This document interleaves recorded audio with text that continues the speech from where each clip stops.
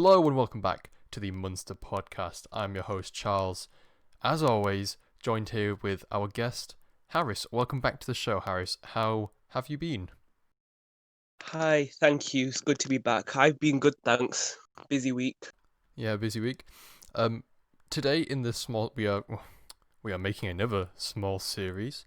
We will be doing an overview of the Tudors, more specifically Henry VII, Henry VIII, Edward, and then Mary. Hopefully, we will, cover all of those monarchs in this small series. But in today's episode, we'll be looking at the first one of those, Henry VII, and mainly we'll be looking at his consolidation of power and the various rebellions that he had during his reign. Rebellions were fairly common back in the day. So we'll get started straight away here. In August 1485, Henry was victorious at the Battle of Bosworth. He killed Richard III. Instantly, Henry had an issue in that he had a fairly weak claim to the throne in comparison. Now, if you look at a royal family tree, that is made, somewhat clear. His claim was really literally down to the fact that he had a common ancestor, really. In fact, he wasn't even of the, first son, okay? At the Battle of Bosworth, many nobles were reluctant to commit to fighting before a clear winner was seen, which also helps build this idea that Henry had a weak claim to the throne. Now, as soon as Henry was made de facto king, he began consolidating his power almost immediately, okay? So first, he began by arranging his coronation on the 30th of October, which was before Parliament met, so that it could not be claimed that he was king only because of Parliament. He also dated the beginning of his reign from the day before Battle of Bosworth, meaning that anybody who had fought against him were technically traitors and could have their estates completely seized. Henry was also then granted a papal dispensation to marry Elizabeth of York, which locked his legitimacy and then united the houses of Lancaster and York. So, a little bit of context to add to that as well. Obviously, the houses of Lancaster and York, the War of the Roses, they've been fighting for, God, how many years, Haaris? Like 100 years, possibly? Oh, At I that think point? I know. I think it was around 50 years. 50. I must be thinking of something else. But well, they were actually in I think real conflict for around 50 years. But there was a lot of tension between them before that as well. But an interesting thing is that during the War of the Roses, York, the city, didn't actually support the Yorkists. They supported the Lancastrians. Bit And of irony. another thing to mention about why people thought Henry's claim was so weak is that people didn't actually like him in England because he did come from a Welsh noble family. So he was seen as a foreigner in England. And that's why when he was fighting the Battle of Bosworth, most of his support did come from Wales instead of England itself. Yeah, those Welsh connections do become helpful to Henry later on, as we will soon see. But yeah, that is true. He had very, very weak claims to the throne, made even worse by his nationality. Now, there were still a number of Yorkists who had a strong claim to the throne. As we said earlier, the War of the Roses, effectively was still going. Okay. Now, it wouldn't be uncommon for a new English leader to take charge. So you wouldn't be called out for saying, "Oh, I don't think Henry will last long. He's probably going to get killed by another Yorkist and then taken over," because it was very common for that to happen, because of the conflict. Now, of these claimants, two of them were Richard III's nephews, the Earl of Warwick and John de la Pole, also known as the Earl of Lincoln. We will call him as John de la Pole, just for clarity. Now, the Earl of Warwick was sent to the Tower, but John de la Pole professed his loyalty and was allowed to join the King's Council. Now, if you know anything about the War of the Roses, the de la Pole family is, it's like a reoccurring character in like a TV show. They're always there, okay? But this time, John was allowed to join the King's Council. Now, Henry's first major rebellion happened within a year of his rule. So he became king in 1485, and in 1486, he embarked on a royal progress to the north of England. Now, Lord Lovell and the Stafford brothers, who had been loyal supporters of Richard, coordinated a rebellion, but luckily for Henry, he found out quite early and sent forces to disperse the rebels. Now, the Staffords were arrested. Humphrey Stafford, what other name, was executed, and Thomas was pardoned and he stayed loyal. And a rebellion around the same time also occurred in Wales, but was put down by Rhys ap Thomas, who had supported Henry at Bosworth.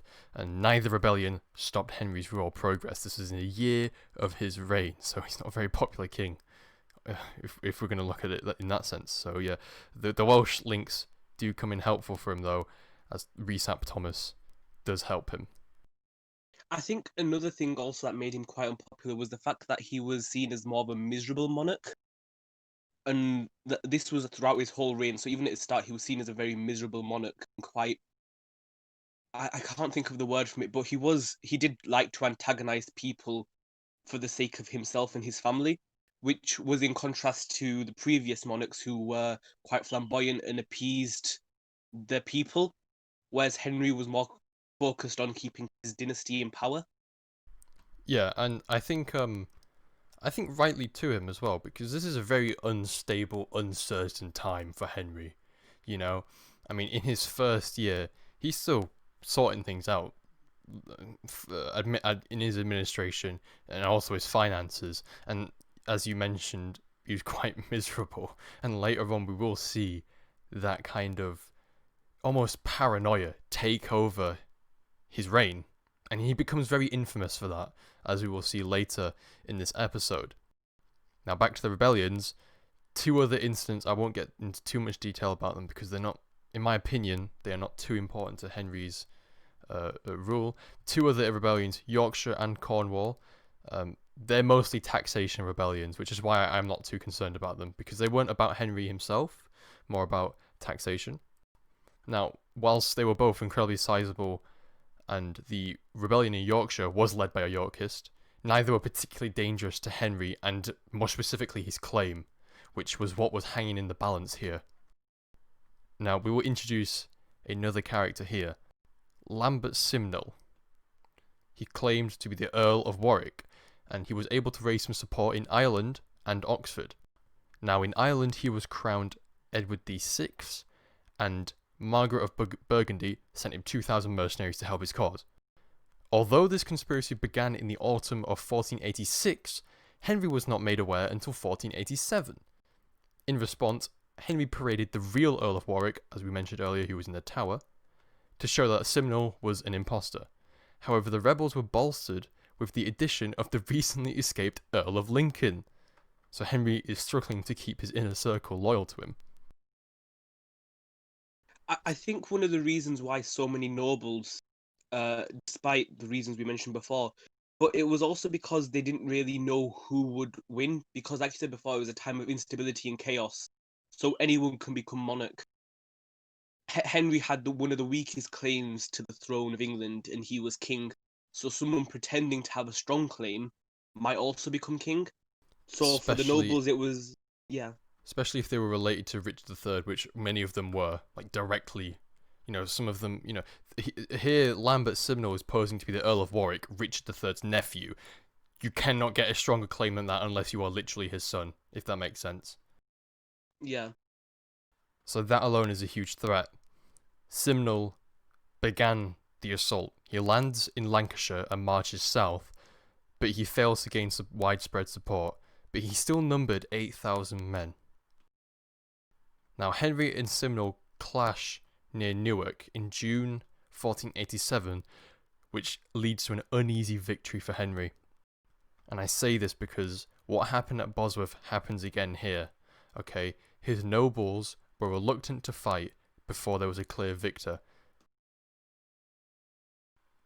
His rule could have ended right there. I was going to say, another thing as well was that, like you said, the nobles were reluctant to fight, and Henry himself was in the battle like he was at Bosworth.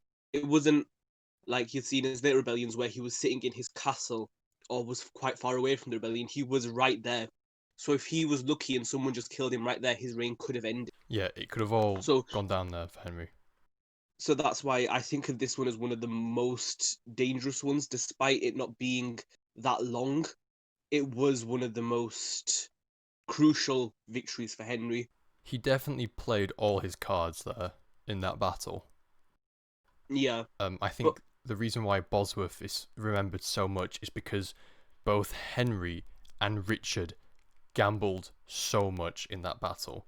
And obviously that kind of contributes to why Richard III actually lost that battle. He was very exposed, and that's why Henry Mm. was able to charge in there, and his men were able to kill him. And Henry risked a lot, and he nearly did the same thing here.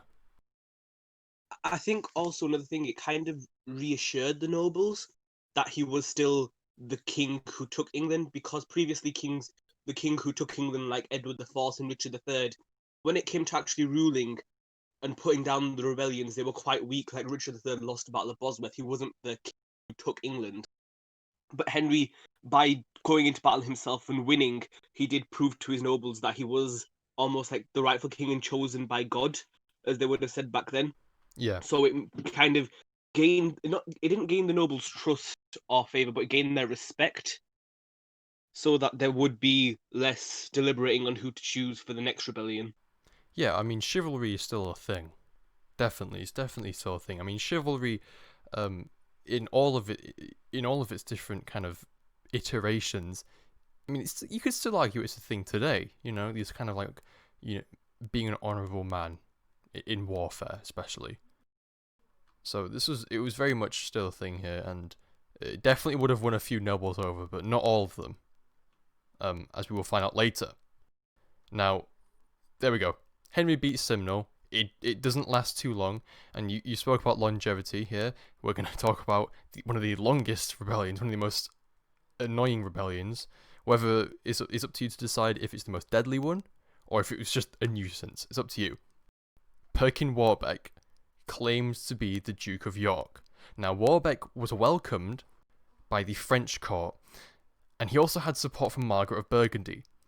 Then he also went on to gain support from Emperor Maximilian, although the support from Maximilian was a little bit low because the HRE was incredibly invested in Italy at the time. But for Henry, this was a huge threat, okay?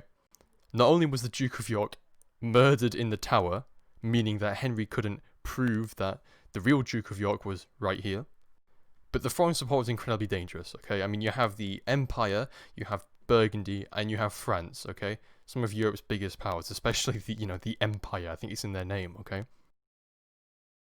Another important thing as well is that the rebellion did stop the marriage between Catherine of Aragon and Henry's son Arthur, which kind of robbed Henry of any foreign support, because Spain was in the same position as some of the English nobles, where they didn't know who was going to top, and they didn't want to invest in a king that could be deposed and then just throw away one of their daughters. So, due to that rebellion, Henry had literally no foreign support. No major country, or really any country, wanted to ally themselves with a king who may not keep his throne come next year. Yeah, and actually, that's a very good point. So, in history, we are so used to Great Britain, England being a very powerful country, okay? And if they're not very powerful, then they're somewhat strong. Okay, we have to remember that at this time, England was kind of on the fringe of European politics, especially due to the fact that, well, the War of the Roses, there you go. Literally just because of the War of the Roses. It definitely did throw a wrench into the metaphorical works of English foreign policy. So that Also, definitely did not help. there was, you have to remember, there was the 100 Years' War just a few decades earlier. Yeah, So that really did crush England's military power as well. yeah, So so usually it could rely on the fact that it was an island, and it could protect it. But due to the Wars of Roses and the 100 Years' War, its military was really diminished. yeah. So you're looking at one of the lows of English prestige almost. This is an incredibly exhausted country now. Okay, the people are tired of war. So not only have they had the 100 Years' War, which was incredibly destructive. I mean, it's 100 years long. Okay, for a start. Okay, if you couldn't tell by the name, it's 100 years long, or nearly 100 years long. And then the War of the And Roses was incredibly destructive too. Okay, you had just people going around pillaging the countryside. It was not a good time to be English. Now you have Henry VII and taking the throne. England did lose a lot of land in the 100 Years' War in France. It had quite a decent amount of France. I think it had half of France. And then after the 100 Years' War, it lost almost all of it. Yeah, the So its only resources and economy were depleted completely. The only real French possessions it still held was in Calais. Everything else was returned back to France because of the war. Now, back to Warbuck. It got even more severe for Henry, okay? So, Sir William Stanley, a member of the court and somebody who'd been very loyal to Henry and helped him at the Battle of Bosworth, was also implicated in the conspiracy, meaning that this conspiracy involved not only the French, Burgundians, Romans, and now even members of his own court. Warbuck was then welcomed in Scotland, as if things could not get any worse for Henry. Warbuck then married James IV, I think? James IV's cousin, who is the King of Scotland. Which added even more, legitimacy. It's like bonus points, think of it that way. In addition to this, James gave Warbuck 1,500 soldiers and just told him to go invade northern England, which he did. However, Warbuck's little invasion did fail completely because local English support there wasn't any, okay? Right, so when Warbuck returned to Scotland after this failure, James abandoned him completely. Instead, James preferred to marry Henry's daughter, Margaret, in return for the end of James's support of Warbuck. So Warbuck then goes to Ireland in 1497 but finds even less support. Then he goes to England again, but was driven out when in November 1497 he finally gave up and surrendered. And then in 1498, Warbuck attempted to escape, where he was put in the Tower, and then Henry finally kills him. And that entire escapade is finally over. I think one of the main things that are overlooked at this time is the marriage between Margaret and James, because not enough emphasis put on that, because with that marriage, England did eventually join with Scotland, because Henry VIII didn't have any living grandchildren and such, so it went to Margaret's line. So because of that, Great Britain formed, and that's when England really had to stop concentrating on its army and start concentrating on its navy. I think just that marriage and what was seen as like him throwing away one of his key daughters, which could be used on the political stage, like his other daughter Mary married the King of France, and his older daughter Margaret has just been thrown away on some random Scottish. So I think that marriage is one of the most overlooked things, but also one of the most important things in world history as well. It's almost like the biggest accident of all time, isn't it? Yeah. I don't think Henry VII would have. Okay, so he did that marriage treaty. We will look at this in another episode, but he did that marriage treaty to basically, as we just said, to stop Warbuck from possibly usurping him. Okay, because whilst the French and the Holy Romans are more powerful in Scotland, Scotland's their immediate neighbour. It's the immediate threat, okay? So Henry was like, we'll shut them down first. I don't think he ever foresaw the kind of consequences of that. It's absolutely extraordinary how this event, this very small, it looks small, marriage would affect the world in 200 years with the Stuarts.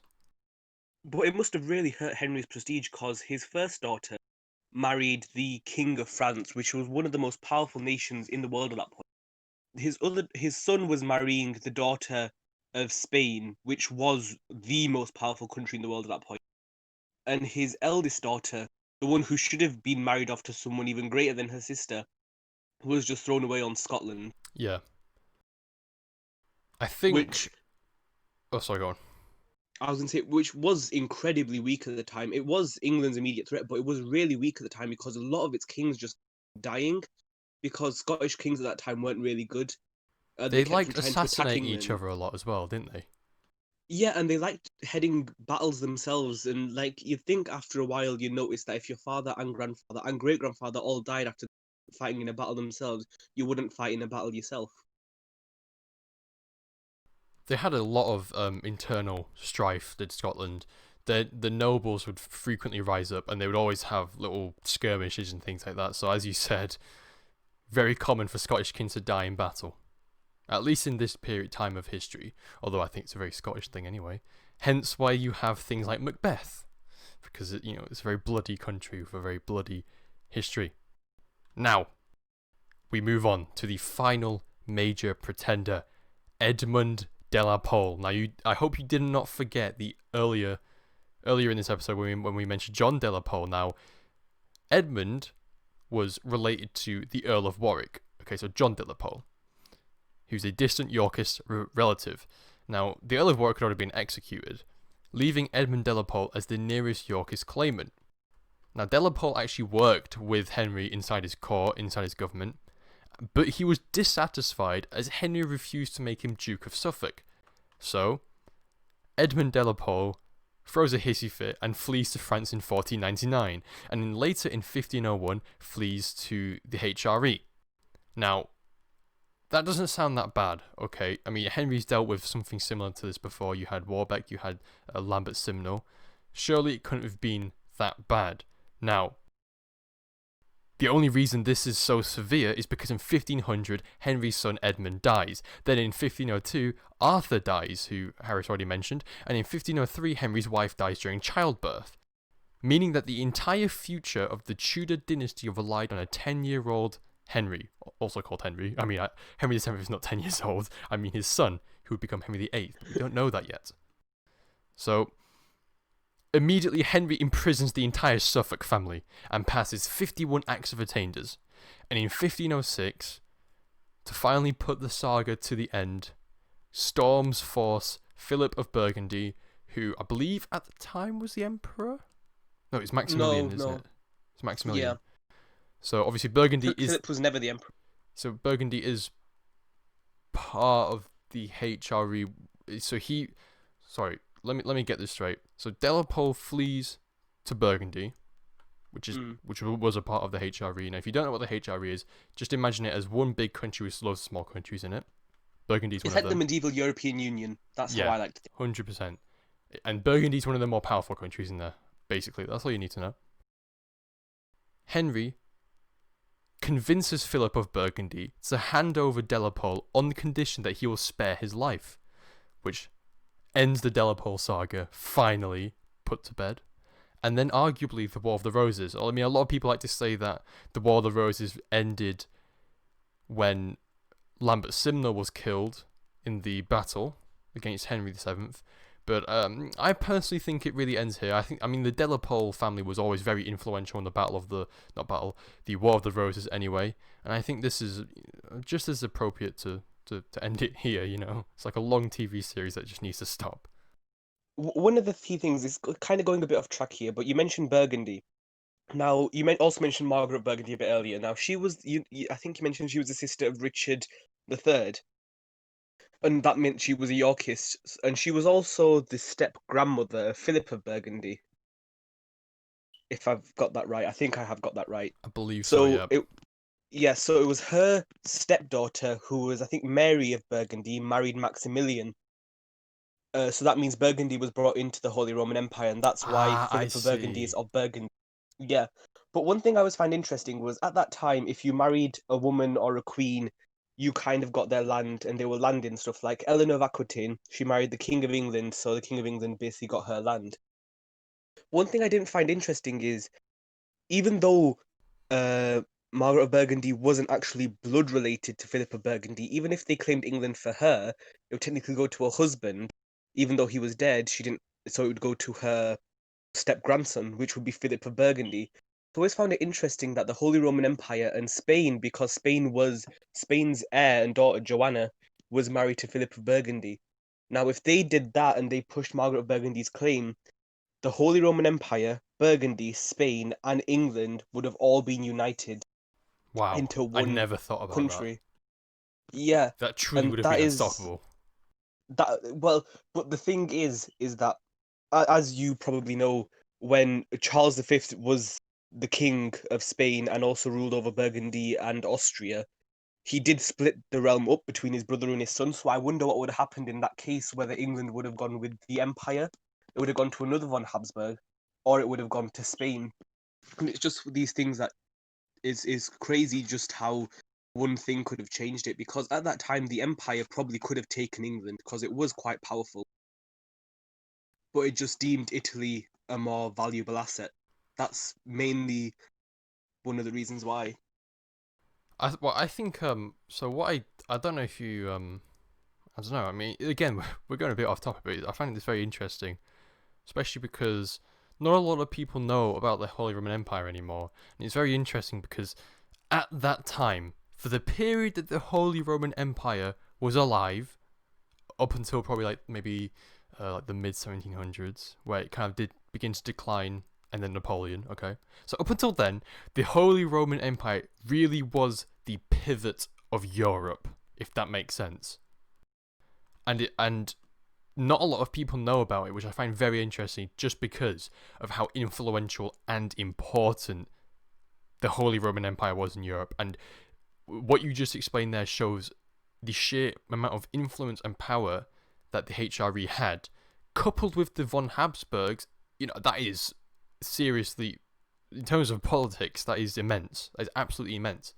Now, one thing I did find interesting about Habsburgs is because the reach was so big, at the Habsburgs' height, when they controlled a lot of European kingdoms, they actually started to break down. So each kind of area of, in that, you had the von Habsburgs, but inside the von Habsburgs, you had smaller sects, and they did not like each other at all.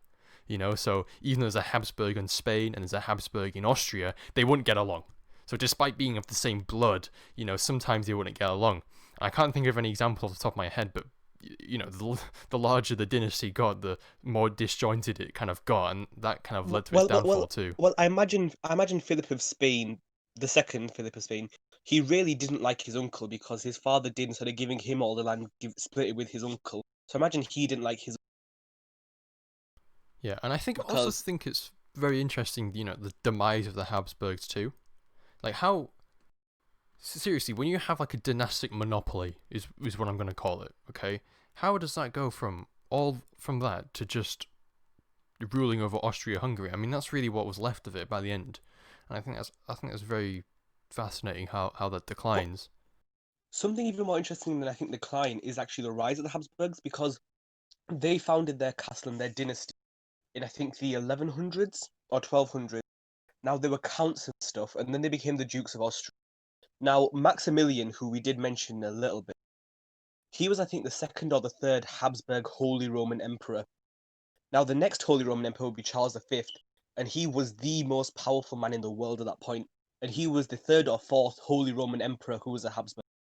So that rise from count to the most powerful man in the world was quite a stark change. But if you look at countries like France and the Capets, who ruled France for a while, they were extremely powerful. But their rule started long before, like in the reign of Charlemagne, before that. So they took a while to amass their power, but the Habsburgs, they grew quite quickly compared to a lot of the other European. I mean, they almost accelerate, don't they? Yeah. Like their growth literally kind of accelerates. I mean, you mentioned they got founded in the 1100s. Actually, their house of residence, I think it's called. I think that's what you call it, right? It's like the family house, where they come from. It's actually founded in a very remote part of Austria, I believe. It's in like the hills. It's in like the mountains. I thought it was Switzerland. Is it Switzerland? Yeah, Castle It's Habsburg, somewhere in the Alps, or nearby the Alps. Which I thought was very interesting. I mean, it's very beautiful. It's a very nice part of Europe. Yeah. Don't get me wrong, but how interesting is that? Anyway. Yeah. Back to the Tudors, a lineage that is no longer with us and is still struggling. Now, there's a number of reasons why Henry was constantly under threat. So, Henry himself was by no means calm about the situation, and as we'll see later, became very paranoid about his stability. Now, firstly, as we mentioned countless times, Henry was a usurper, meaning that there was nothing stopping another noble overthrowing him. Many nobles were powerful and still owned large amounts of land, for example the Earl of Northumberland or the Duke of Norfolk. It also didn't help that Henry had spent a decent amount of his life in exile in Brittany, and therefore Henry needed the nobles' help to govern the nation, of which he knew nothing about because he spent most of his life in Brittany. This was made difficult by the fact that many of these nobles had actually supported Richard III, who he just killed, and also the fact that they were one of the few groups that could actually provide the resources for a full-scale rebellion to take over. Now, in order to do this, Henry did a few things. Firstly, he reduced the amount of nobles he actually created, with only 3 new earls being created under his reign compared to Edward IV, in which 9 were created. The scarcity of these titles also meant that they were valued a little bit more. Then, Henry re-established the Order of the Garter, a knighthood introduced by Edward III in the 14th century, which became England's highest order of chivalry. So he re-established this and created 37 new knights. Now the great thing about this was that it gave you a lot of prestige. It's a very good title. But it gave you no actual power or land. So, it pleased the nobles, but didn't give them any extra privileges that could possibly be dangerous to Henry. Now, one of the greatest rewards a noble could have received was a summoning to the King's Council, a very exclusive part of the government, with, if you were given membership, it was a sign of great trust. Now, along with the King's Council, we had the Great Council, which also means good trust, but the Great Council was a good way to ensure noble support for different different measures, basically, because usually once a policy was agreed, it was very difficult to backtrack on it, particularly on the decision. I think you mentioned nobles quite a bit there. I think one of the things that are quite underestimated is the Tudors' policy towards nobles, as throughout, like, they had little hiccups here and there where the nobles didn't really like them, but they were able to control the nobles quite a bit. Less so in Henry VIII's reign, but a bit further on, not most of most of the nobles they could. There were specific ones that you'll cover probably later that did jump out. But by the end of Elizabeth II's reign, there were 0 dukes in England. Now you said there were 12 nobles just created in Edward IV and Henry VIII's reign. No, Henry VII's reign. So the Tudors were quite good at controlling nobles, even though at the time there were quite a few that did just jump out and try to gain power for themselves. But they still did hold on to power wrestling against their own people. Yeah, and I think actually that kind of shows how the more and more we get from this period, the more and more we get closer to present day, the less and less the nobles that title actually means something. Like even if we get to the kind of Napoleonic age, so the kind of industrial era, those titles, start meaning less and less and less and less and less. And the reason the Tudors are so important is not because of, how infamous they were. So it's not necessarily just because, Elizabeth made the empire or Henry VIII was beating his wives. It's not necessarily just because of that. It's because the Tudors was seriously the turning point in English history for everything, absolutely everything. Okay, so you have Henry VII being very strict to his nobles. Okay, you have Henry VIII, really creating English Euroscepticism. You have Elizabeth, making the empire. The Tudors are so important. Okay. Now, continuing with the nobles. Oh, sorry, go on. I was going to say, like you said, nobles never really died off in England. Like, I think up until the 60s, there was still a Duke of Leeds. So it wasn't that the nobles simply just vanished. They've gotten less and less over time due to inheriting laws. But nobles were still there. It's just that something changed along the way. And like you said, it's because of the empire and how Henry dealt with the nobles and how everything happened was that nobles tended to shift less into trying to take England and more into trying to grow England. And that's kind of one of the things that helped the empire. Whereas in France, the nobles were still out for themselves. So France did get quite a large empire, but it did have to fight with their nobles for a lot longer than England did. Yeah, and you'll see that in all parts of Europe too. I mean, I think a very good example is Russia. I mean, we could even go as far as Japan, which they had a feudal system in which you had different shogunates, and it was complete chaos. I think China's a very good example. Very, very good example of China. Didn't really properly unite until the Qing dynasty, which even then they had tons of internal struggle. I think, in a weird way, England kind of went to the fringe of Europe to the dominators of Europe in not a lot of time. Now, back to the nobility, and we talked about this earlier, Henry being a miserable old man. Now, the reason he got this reputation is for his uses of acts of attainder and bonds and recognisances. Now, acts of attainders meant that families lost the right to possess their land until the act was reversed. Now, these acts have been around long before Henry VII, but Henry's use of them made them particularly infamous because he would add special clauses in to the reversals of the acts. Now, in between the period of 1485 and 86, he passed 28 attainders, eventually dipping to just 8 in between 89 and 90. But then it rose to 51 in between the years of 1504 and 1509, probably because of the previously mentioned De la Pole saga. Now, the attainders were successful in the sense that they promoted good behaviour in exchange for reversal, but whether all of these acts were necessary is still debated, especially as Henry became more and more paranoid throughout his reign. Now, bonds and reconnaissances were basically severe fines, and like the attainders, they became more and more damaging as his reign continued, again, the result of his increasing paranoia. Now, these fines extended into retainers, and retainers are basically, in a nutshell, the practice of nobles levying their own troops. Now, in 1504, Henry issued proclamations that ensured that nobles needed a license to retain, with heavy fines if this was not followed. And it could be argued that this policy was somewhat successful, based on the fact that there were no records of any illegal retaining. Henry also used his feudal rights to keep control over his nobles.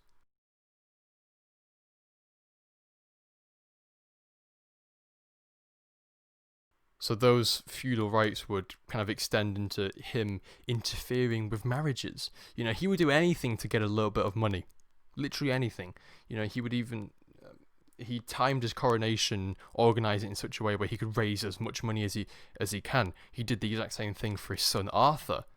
So, he was very meticulous about it, and therefore he kind of got the reputation that he was seriously miserable old man.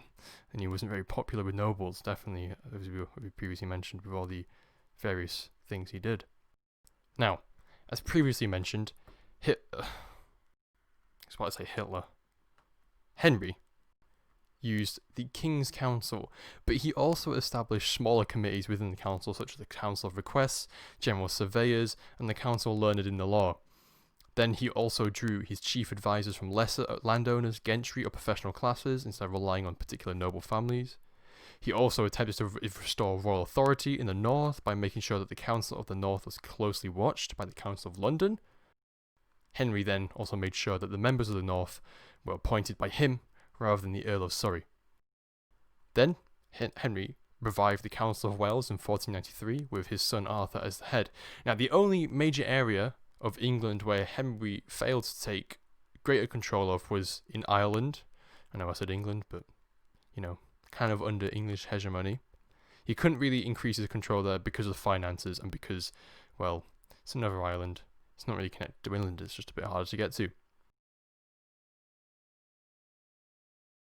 Now, an important... sorry, go on. I was going to say, you mentioned earlier about Henry being miserable, but he was also quite a horrible man. Because when Arthur died, Catherine of Aragon had married him. So she was in England when he died. But Henry forced her to stay there. He didn't allow her to go back to Spain just in case Ferdinand and Isabella decided that they didn't want Catherine to marry one of Henry to Henry. If that makes sense. But Henry was scared that because Arthur died, they would revoke the opportunity of a royal marriage. So he did force her to stay there, which really did anger Spain quite a bit. And that did kind of hurt his alliance and hurt his foreign reputation as well. So despite being miserable, he was quite horrible as well. I mean, Henry was incredibly cutthroat, wasn't he? Yeah. A noble would step out of line and he'd say, look, get out.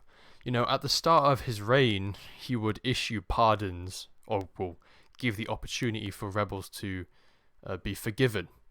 But then towards the end of his reign, he just never showed any sign of mercy, and he would just arrest and jail and kill immediately. I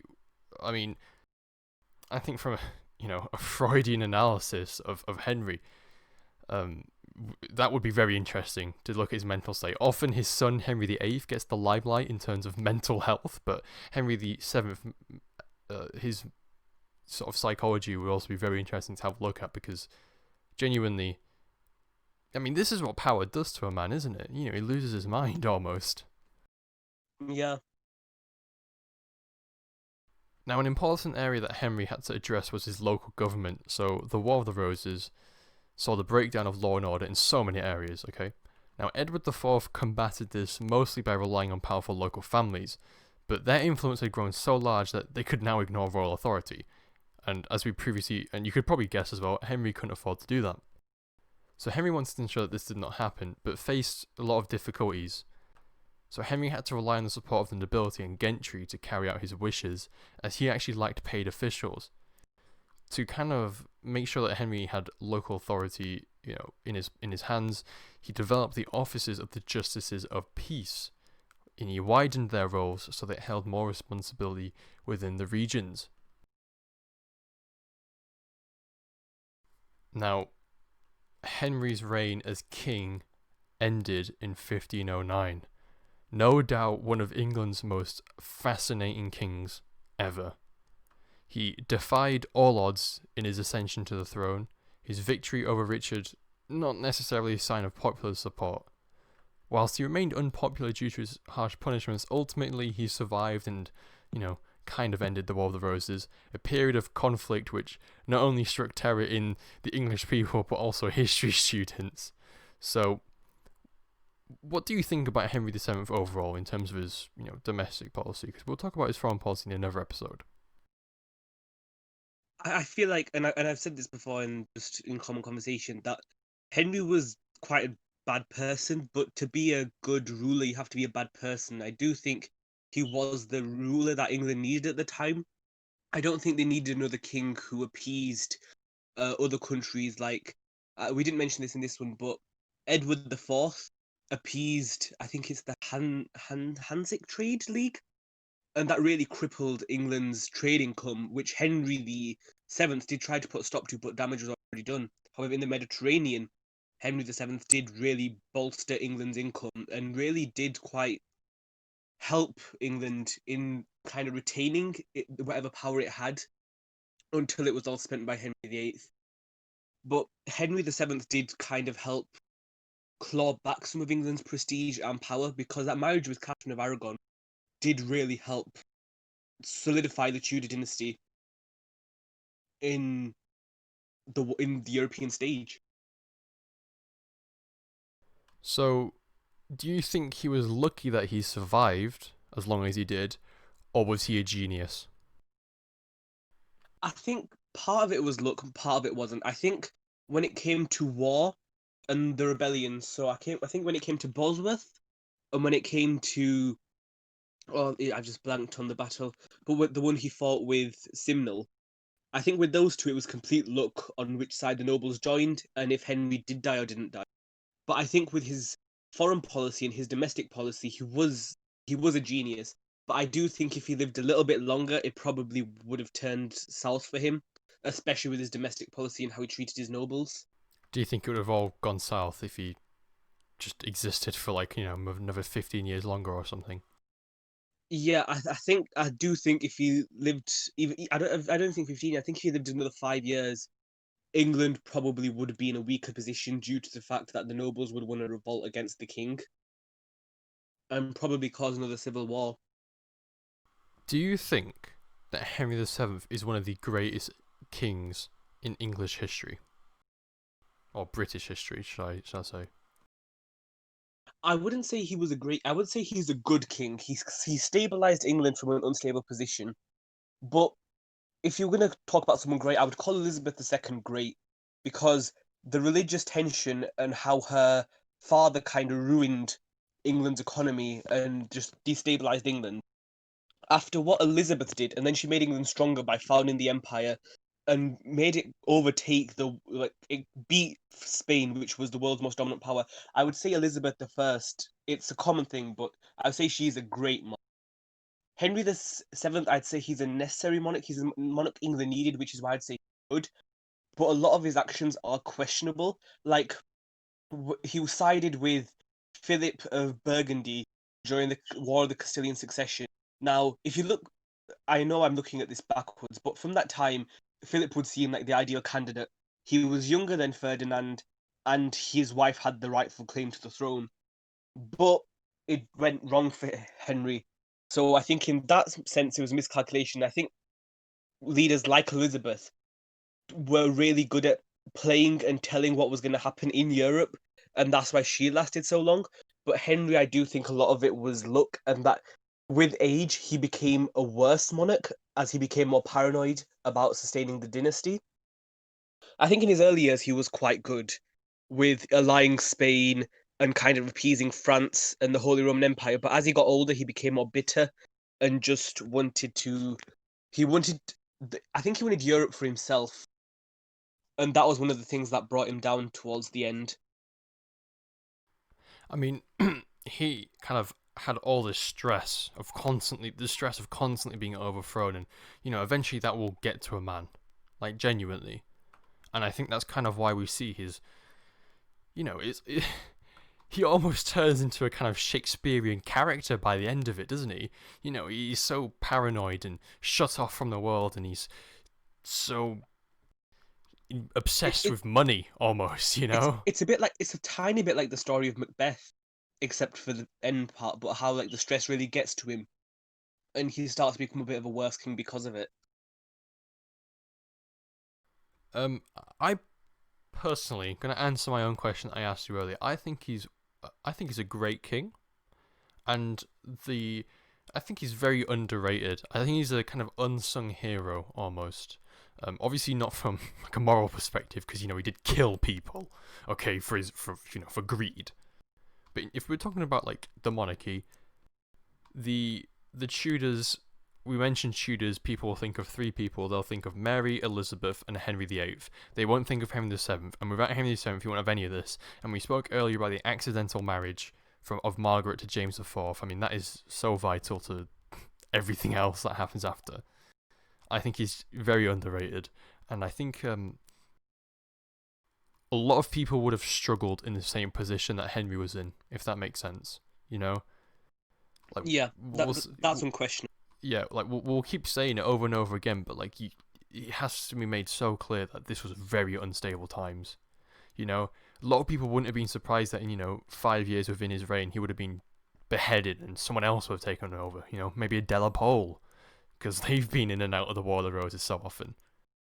Well, even his wife Elizabeth of York had a stronger claim than him to the throne. That's one of the reasons why he married her. So who knows if maybe she would have taken over in replacement of him, which was one of the reasons why he did marry her. It was less out of love and more out of wanting to secure his throne. Yeah, and I think he's a very devious character. I think he's one of history's most interesting people. A lot of people like to look at his son. I think that's fair enough, because his son is absolutely ridiculous. He's just a stupid man, right?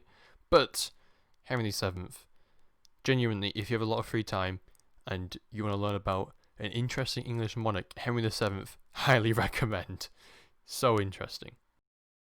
Now, I'll ask the same question to you, audience. What do you think about Henry? Was he lucky that he survived, or was he actually a genius?